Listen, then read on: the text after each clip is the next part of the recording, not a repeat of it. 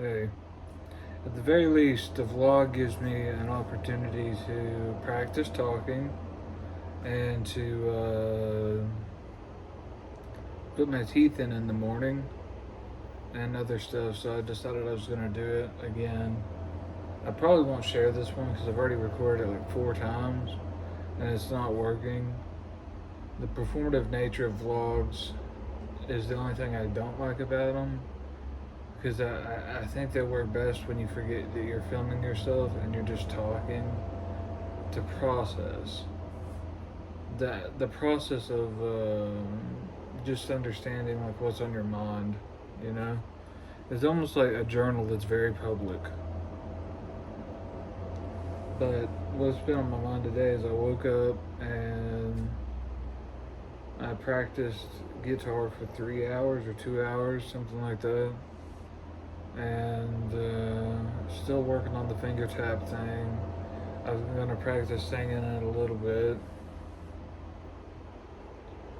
The main thing I've been trying to avoid is watching Hunter x Hunter. Not because it's bad, but because I've literally probably got the world record for watching it the most.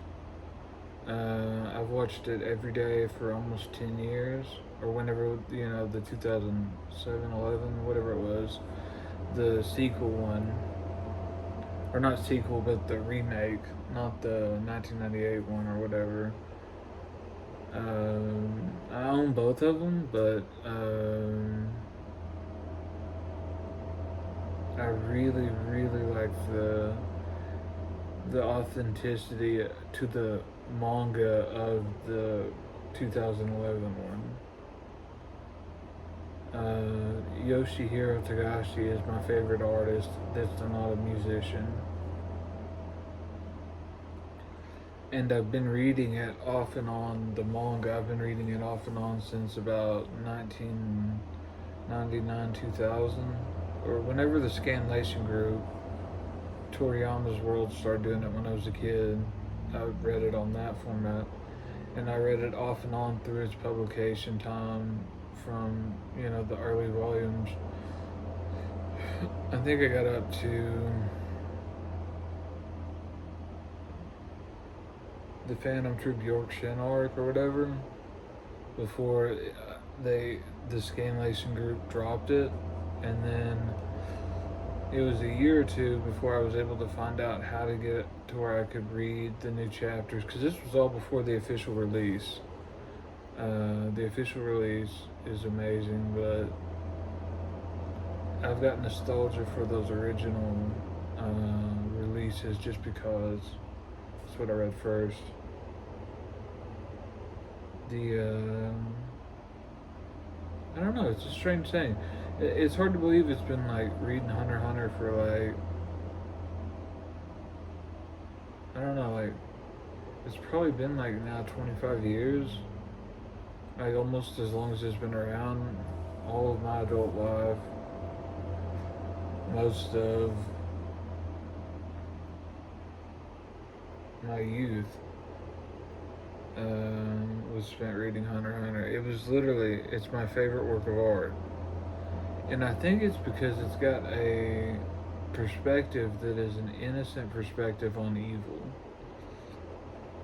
or a childlike perspective on enlightenment, or something like that. Like it's a children's series, but it's from a very mature perspective, and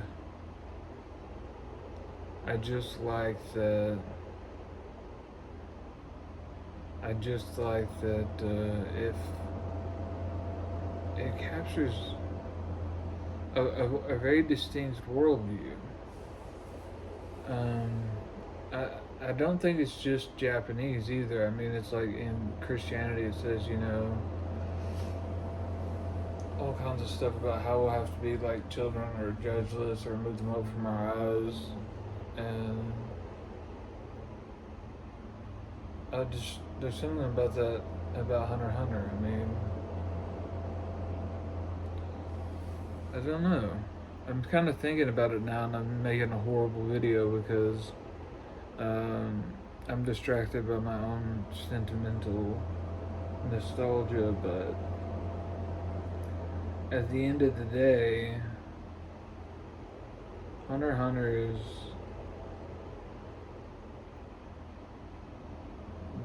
it's very important. I think the best way to sum it up is one time one of my brothers said, "What do you think of the 2011 anime?" And I said, "It's like Superbook. I think it's about as good an adaptation as Superbook is of the Bible, or something like that along those lines." And he was like, "You're a funny man," and I was like, "Yeah, I am," and that's kind of how it is. I just really like the series. Something about Gon's personality really relates to mine. I find the only thing I find frustrating about the fandom of it is the Killua obsession, and it's not because he's not a great character. It's because of his trauma as a preteen assassin. He's given a get out of jail free card for being a mass murderer when he's basically the equivalent of Hisoka, who just knows better. But that doesn't change the lives. And I mean, that's one of the things I find fascinating about it is that, like, Gon's inability it's about innocence. That's all I can say. It's Gon's inability to deal with the incongruences of how brutal life is. And he makes it worse through that brutality. Whereas Killua grows away from and ends up somewhere other than a mass murderer. But at the same time, I mean, there's that key scene where they're on the Zeppelin, where they're doing the game with Netero, I'm sorry, where I was trying to enunciate it with my teeth, with Netero, and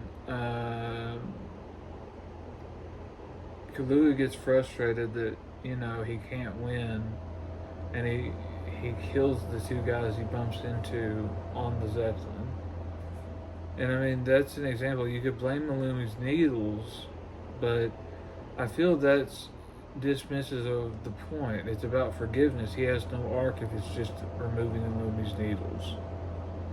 The key to the story is it's about the nature of innocence and evil. And the almost unsettling, uncanny valley of how close and similar those two things are to each other. It's the whole, I don't know, I mean, it's kind of the fundamental issue of it all for me. It's the thing I obsess over the most, the idea of how do you remove judgment from your own actions, other people's actions, and at the same time make yourself necessary information in context of, like, an ultimate reality. Or, like, just trying to understand how you understand. The ability to think out loud and go, well, the thoughts don't add anything to the matter of reality other than it's directing the matter of my body and how it interacts with it. And it's like that incongruence of, like, I don't know. It's so vague. I mean, neurons are to thoughts what cells are to matter. But at the same time, neurons are derivative of cells. Or DNA, like, and I feel like that was the thing it did at the ending with Kite, where the guy has the whole spill, the little koala man has the whole spill about, how even small things make a huge difference. And I think that's, Hunter x Hunter is a small thing that made a huge difference in my life. it just fundamentally changed the whole way I viewed the world, or it spoke to me in such a way that it made what I felt about reality, it was so validated by it being seen by someone else, that I felt like there was no need for me to exist, because the whole way I viewed the world was derivative of someone else's perspective. But then it made me think, like, all perspectives are derivative of the ultimate reality. They're just reductions of the reality we exist within. And I mean, it may be the paranoid schizophrenic in me, just kind of rambling, but that's what's been on my mind. I don't think anyone really wants a vlog longer than 10 minutes, including me. And we've already crossed that threshold, so I'll probably wrap this one up. But again, Drew is my name. It's under Mason Andrew Freak on YouTube, because it's the music stuff I do that I'm trying to kind of get people to listen to. But I thought this was a better way to do it than to sing without dentures my practice sessions.